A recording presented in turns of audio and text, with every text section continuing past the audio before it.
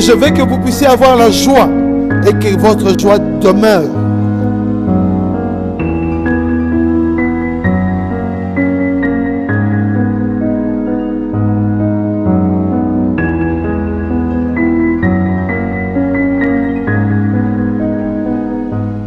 Bien-aimés dans le Seigneur, que Dieu puisse vous bénir. Nous sommes contents encore de continuer ces enseignements avec vous.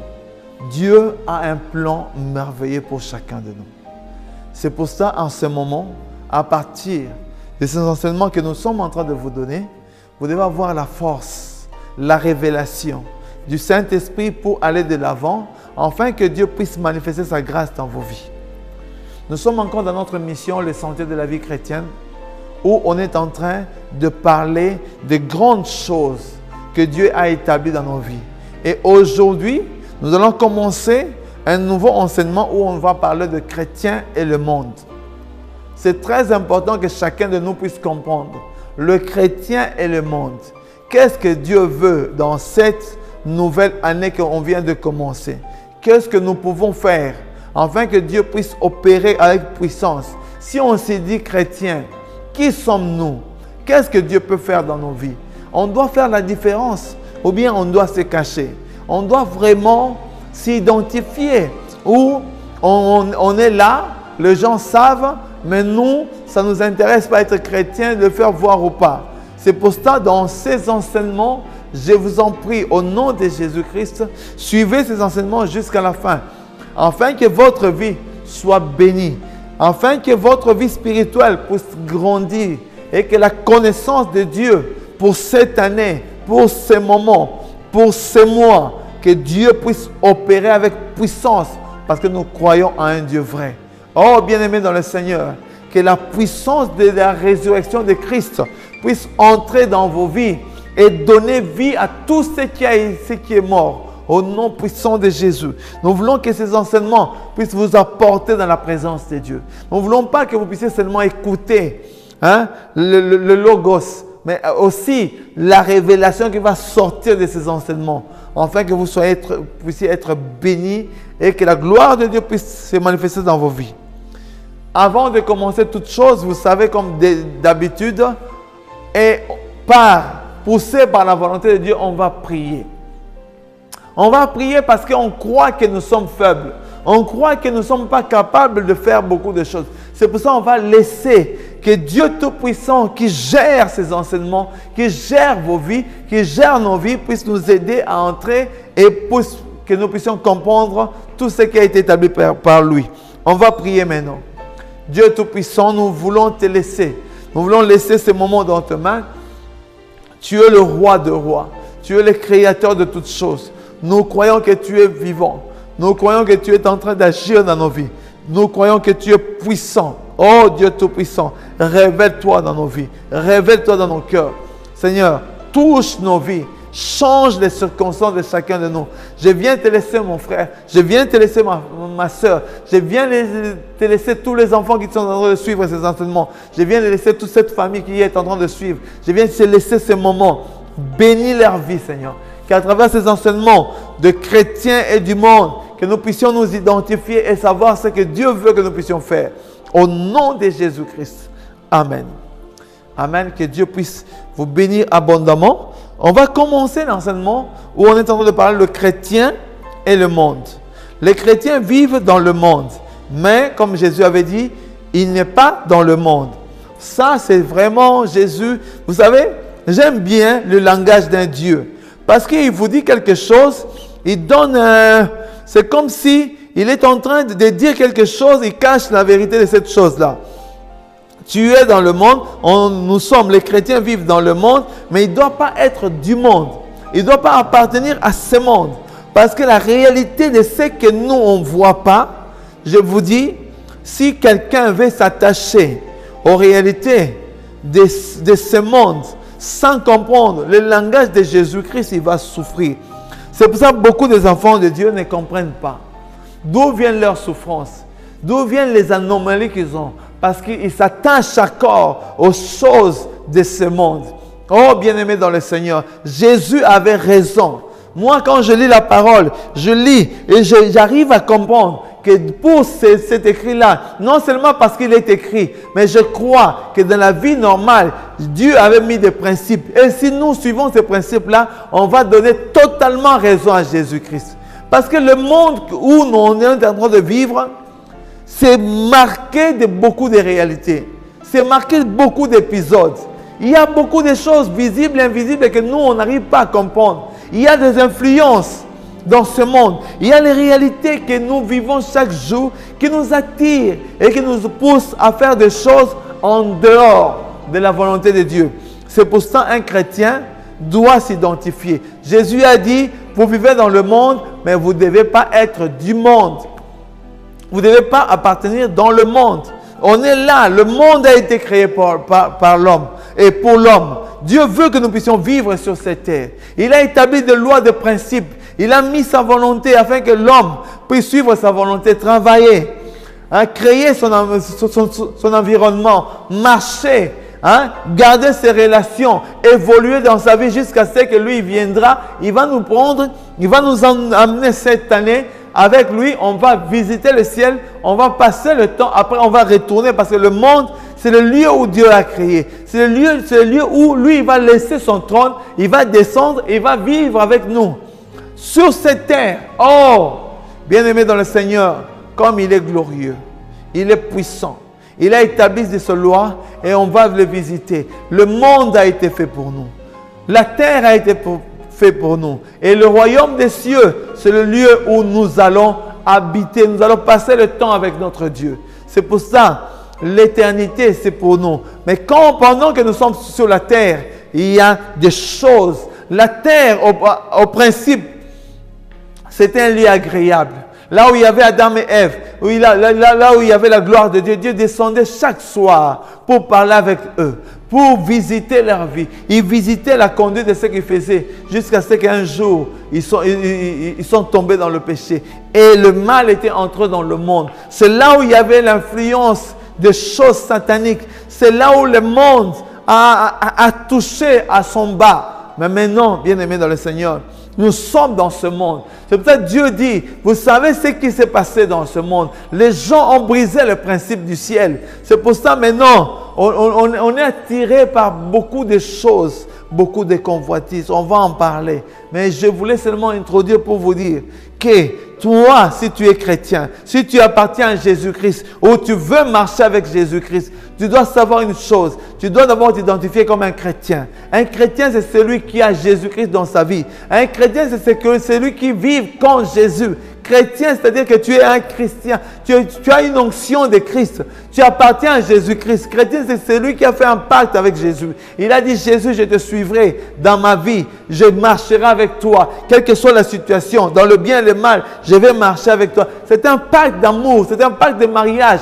que nous, on a fait avec Jésus. Et quand on a fait un pacte, tu dois faire attention parce que nous sommes sur cette terre, mais le diable a tellement invadé cette terre. Il a tellement mis des influences sur cette terre. Il a mis ses principes sur cette terre. Si nous, on va autre le principe de ce que Dieu a fait, c'est ce qui s'appelle péché. Si on va, on rend la réalité que Dieu avait établie pour nous, on va pécher. Et si on pêche, on tombe déjà dans le main du mal. On doit demander pardon pour retourner directement et vivre une vie saine. Une vie sanctifiée parce que notre Dieu est saint. Dieu ne nous demande pas, il ne demande pas que nous puissions être parfaits, mais il demande que nous puissions marcher dans la sanctification.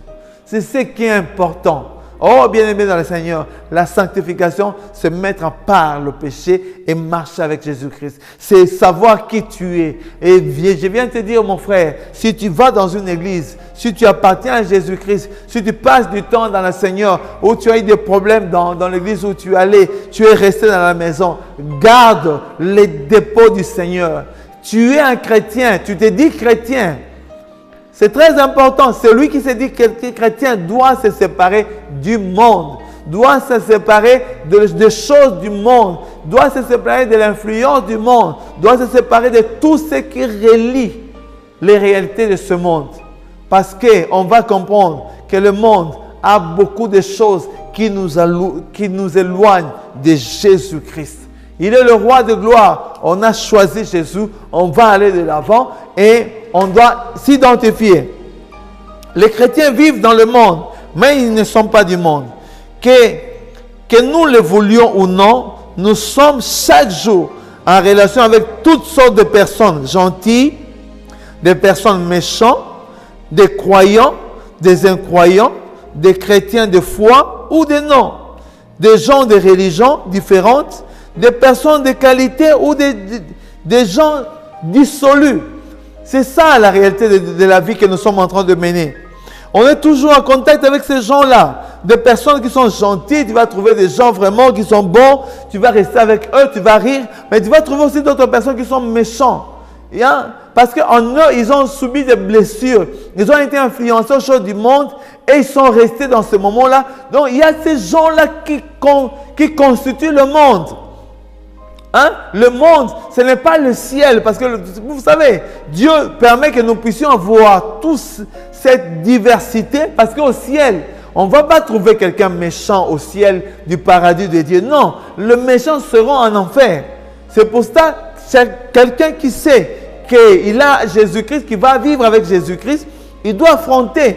Parce qu'ici, on a cette réalité-là du paradis et de l'enfer, du bien et du mal. On a ce choix-là. C'est pour ça que dans la vie de chaque jour, on est là, on se dit chrétien, mais sache que là où tu vis, partout où tu passes, il y aura des gentils, il y aura des méchants, il y aura des croyants, les gens qui vont t'influencer dans ta vie. Ils vont te dire, mon frère, ma soeur, on y va. Même si tu es tombé, on y va. Les gens qui vont te pousser toujours à prier, à chercher Dieu, aller à l'église.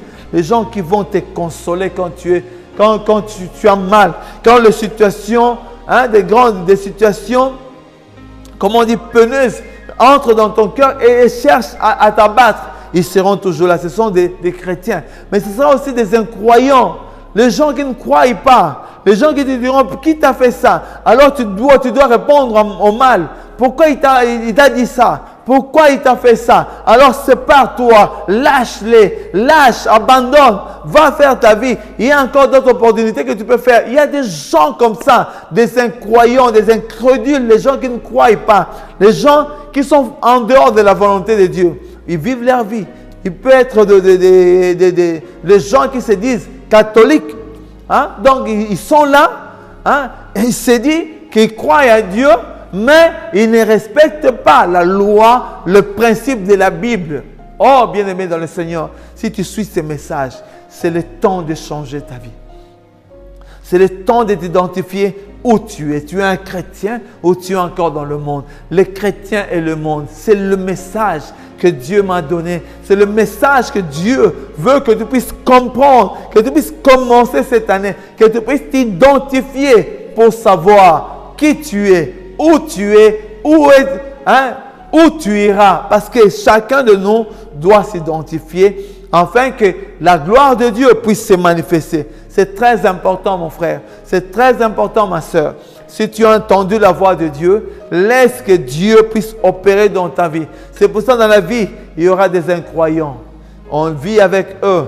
Il y a des gens qui peuvent t'aider, il y a des gens qui peuvent t'haïr. Il y a des gens qui peuvent, dans la douleur, peuvent te soutenir avec l'argent. Il y a des gens qui te diront, va voler, laisse, abandonne, fais ça, triche, écris, fais des chèques autres erronés, vole, fais tout ça. Il y a des gens pareils.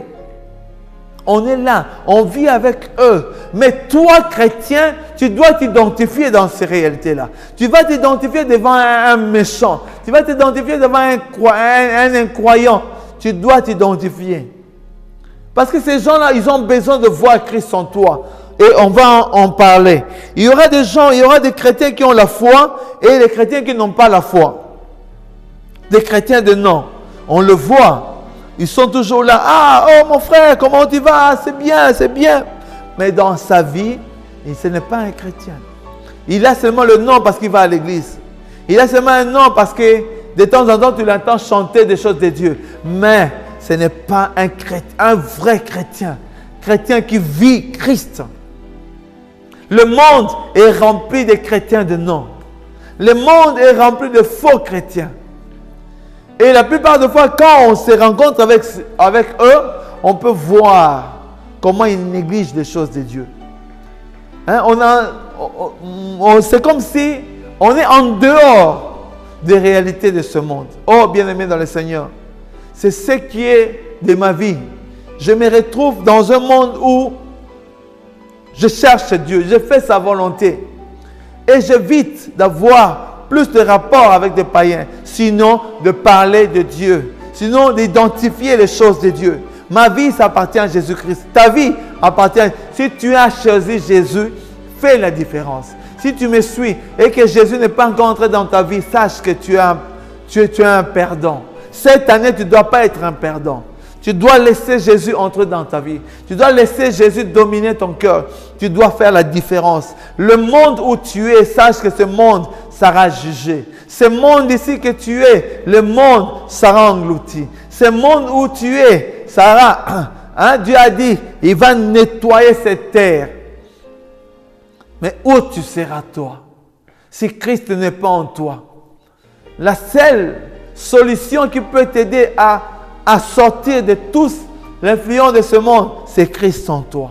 C'est très important. Dans ce monde, on va trouver tout genre de personnes, des croyants fortes, les personnes qui ont la foi et les personnes des chrétiens de non. Des gens religieux différents, ils seront là. Des personnes de qualité et des gens qui n'ont pas de qualité. Ils n'ont pas d'honneur. Des gens qui peuvent t'abaisser, des gens qui peuvent te critiquer. Hein? Là où tu peux passer, les gens vont te regarder, ils vont dire, regarde ce type ici, regarde sa couleur, regarde ses yeux, regarde comment il vit. Ils peuvent dire n'importe quoi contre toi. Parce que le prince de ce monde est en train de trafiquer le cœur des gens. Ils peuvent influencer ta vie, ils peuvent créer des problèmes. C'est pour ça, celui qui te férit, celui qui vient te blesser, sois fort. Sois fort. Le diable peut utiliser quelqu'un que tu aimes bien, quelqu'un que tu veux évoluer. Le diable utilise les personnes qui sont tout autour de nous, les personnes avec qui nous travaillons, nos amis. Il y a toujours quelque chose. Hein? Parce que j'ai vu seulement des relations, tu peux rester avec quelqu'un, fais toujours attention, 10 ans, 15 ans, attention, parce que le diable cherche toujours à entrer pour détruire ta vie. Détruire ton foyer, détruire ton futur. Chrétien, identifie-toi à ce monde. Chrétien, si tu es vraiment chrétien, laisse que la lumière de Christ puisse illuminer ta vie. Alors, nous sommes au milieu du monde et nous devons l'accepter. Ou alors, il faut sortir du monde pour vivre à l'écart. On est dans le monde, on doit l'accepter. On n'est pas en dehors du monde. Jésus ne nous a pas demandé de sortir du monde. Il nous a demandé seulement de ne pas être dans le monde, de ne pas appartenir, mais de ne pas sortir du monde. Nous sommes dans le monde, mais on n'appartient pas à ce monde ici. On doit faire la différence. Oh, bien-aimé, je sais que c'est difficile, ce n'est pas facile. Ce n'est pas donné à tout le monde de faire la différence. Ce n'est pas donné à tout le monde de supporter certaines choses. Il y a des péchés, il y a des influences dans ce monde. Si on ne se prépare pas, on risque de tomber. Alors, la Bible dit ceci dans 1 Corinthiens, on va lire 1 Corinthiens 5, le verset 9 à 13. 1 Corinthiens 5, si vous avez vos Bibles, je vous prie, s'il vous plaît, de prendre vos Bibles. 1 Corinthiens 5, verset 9 à 13. Je vous ai écrit dans ma lettre de ne pas avoir de relations avec les impudiques. Non pas d'une manière absolue avec les impudiques de ce monde, ou avec les cupides, ou les ravisseurs, ou les idolâtres. Autrement, il vous faudra sortir du monde. Mais ce que je vous ai écrit, c'est de ne pas avoir de relation avec quelqu'un qui, se nommant frère, est impudique, ou cupide, ou idolâtre, ou outragé, ivrogne, ravisseur, de ne même pas manger avec un tel homme. Qu'ai-je en effet à juger ceux du dehors? N'est-ce pas ceux du dedans que vous avez à juger? Pour ceux du dehors, Dieu le juge. Ôtez le méchant du milieu de vous. ôtez les méchants du milieu de vous. C'est très important. La parole est claire.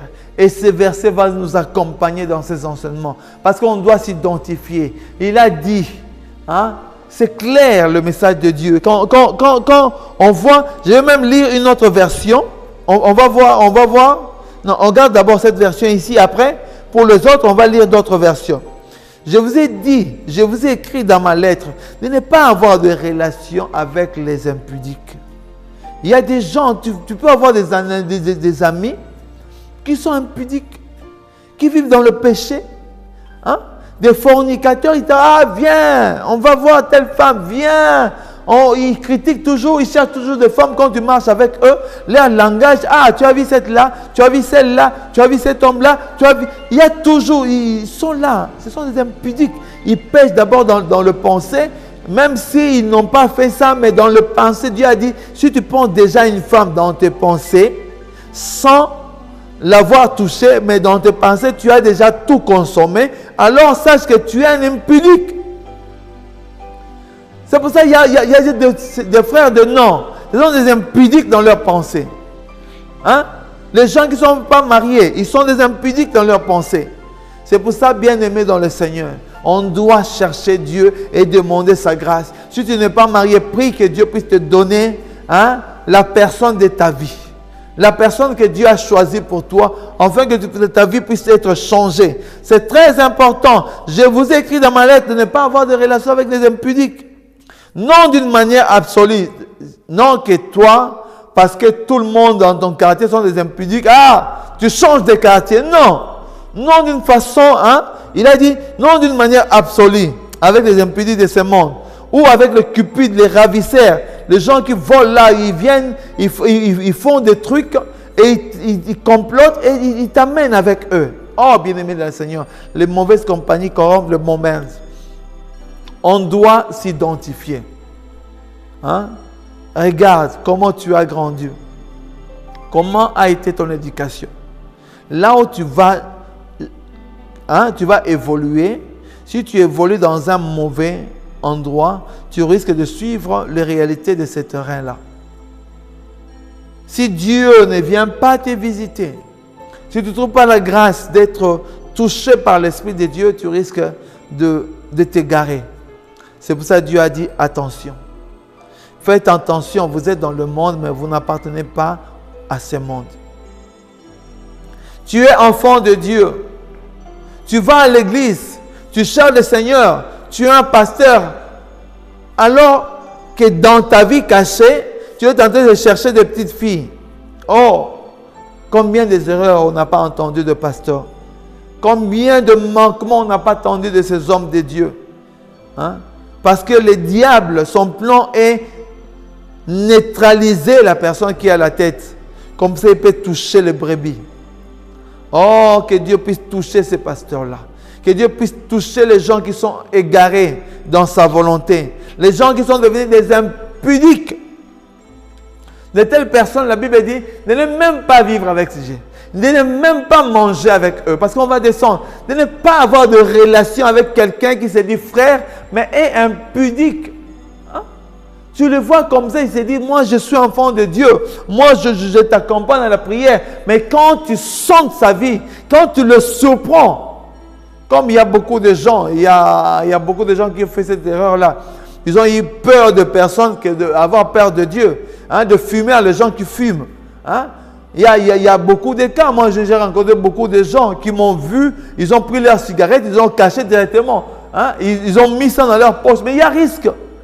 Mon frère, il y a risque que tu puisses te brûler. Il y a des gens qui se sont brûlés comme ça. Et ils étaient là, ils répondaient au pasteur, ils parlaient. Et après, tu as peur de qui? Des pasteurs ou bien de Dieu? Le pasteur va te dire, mon frère, évitez ça. Mais Dieu qui te regarde, pendant que tu es en train de fumer sans les hommes, il est en train de dire, mon frère, attention, parce que maintenant, actuellement, même en Europe, c'est bien marqué dans la cigarette, dans le paquet de cigarettes, attention, ça tue. Ça porte des cancers. Ils ont écrit ça en grand comme ça. Mais les gens ont dit, non, cancer ou pas, je vais avaler, je vais manger. Mais tu vas mourir, tu meurs. Le diable est en train de tuer des gens. Mais les gens savent qu'il y a la mort dans la cigarette. Mais ils le prennent. Oh, bien-aimé dans le Seigneur. Je ne sais pas pourquoi Dieu m'a porté à parler de ça. Mais si tu es un chrétien, mais tu vis encore dans le monde, tu es un chrétien, mais tu es en train de fumer encore. Quand tu fumes, tu fais sortir quoi? La fumée. La cigarette, tu le prends, tu fais sortir la fumée. C'est comme des camions qui ont des problèmes dans leur moteur qui font sortir de fumée. Oh, bien-aimé dans le Seigneur, si tu es enfant de Dieu, abandonne. Si tu n'as pas encore reçu Jésus-Christ, je viens te dire, il n'y aura pas de fumeur au ciel. Jésus n'a pas créé l'arbre pour avoir de fumeur au ciel. Non. Oh, abandonnons. Ne suivons pas les passions de ce monde. Les passions de ce monde vont nous juger. Que Dieu puisse te bénir dans cette première session de chrétiens et le monde. Reste toujours branché dans ce canal où Dieu va te bénir. Il va te visiter parce que Dieu veut te libérer. Dieu veut bénir ta vie. Maintenant, on va prier. Je ne connais pas ta situation, mais je viens t'exhorter, mon frère, ma soeur, que c'est le temps de changer les circonstances.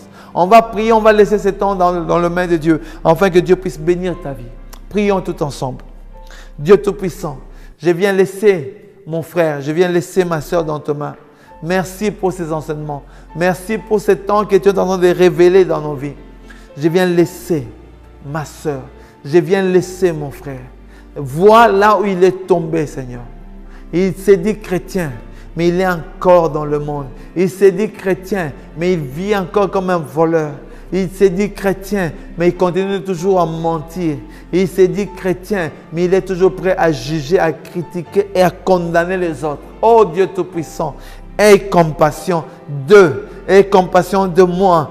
Aide-nous, Seigneur, à garder ta parole. Aide-nous, Seigneur, à être la lumière de ce monde comme tu nous as appelés. Si on est chrétien, on doit s'identifier. Bénis mon frère, bénis ma soeur. Je viens lier tous les démons, les esprits des ténèbres qui bloquent leur vie, qui bloquent leur progression au nom puissant de Jésus-Christ. Que les choses changent, que les grandes choses puissent descendre dans leur vie, qu'ils puissent voir ta gloire. Parce que tu es le Dieu vrai. Tu es celui qui change, celui qui touche, celui qui change nos vies. Nous te remercions, Seigneur. Je veux qu'à ce moment, Seigneur, que ta gloire puisse descendre. Tu es Dieu de gloire. Tu es celui qui opère, celui qui change. Oh Dieu Tout-Puissant, touche leur cœur, touche leur vie, visite leur cœur au nom puissant de Jésus-Christ. Je viens laisser mon frère, je viens laisser ma soeur, je viens laisser leur cœur dans tes vies, Seigneur. Je sais que tu as un plan merveilleux pour cette année, pour ces moments, pour ces mois dans leur vie, Seigneur. Accomplis de grandes choses au nom de Jésus-Christ. Que Dieu puisse te bénir au nom de Jésus. Amen. On se retrouve à la session prochaine. Bye.